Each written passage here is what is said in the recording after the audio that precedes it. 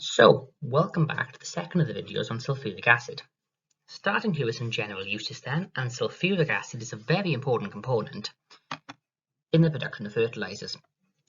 We're going to look at fertilizers more in depth in the next video, but in short, sulfuric acid and ammonia create ammonium sulfate, which is widely used as a fertilizer.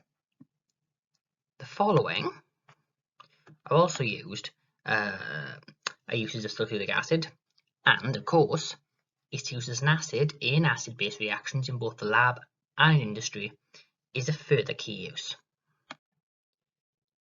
Sulfuric acid is also an excellent dehydrating agent. You probably haven't encountered one of these before, but in short, a dehydrating agent is one that removes water from a substance. This does not necessarily mean, as you might now picture in your head, that something has, say, a layer of water on it which can be removed by the dehydrating agent. This will literally remove the water from within a formula. The best example of this is glucose, which has the formula C6H12O6. H12O6 cancels down if divided by 6 to H2O. So by using a dehydrating agent, we can remove 6 water molecules from a glucose molecule to leave just carbon.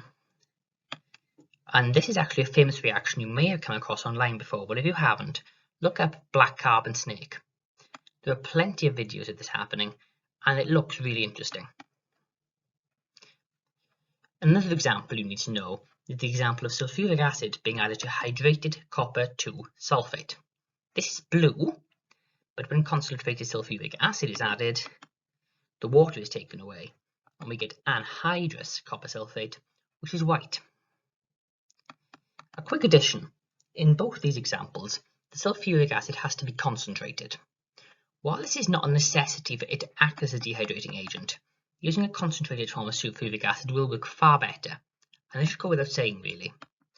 Anyway, that's the end of the video, and in the final of the main content videos on this topic, we'll look at fertilizers and their benefits, but also their environmental issues.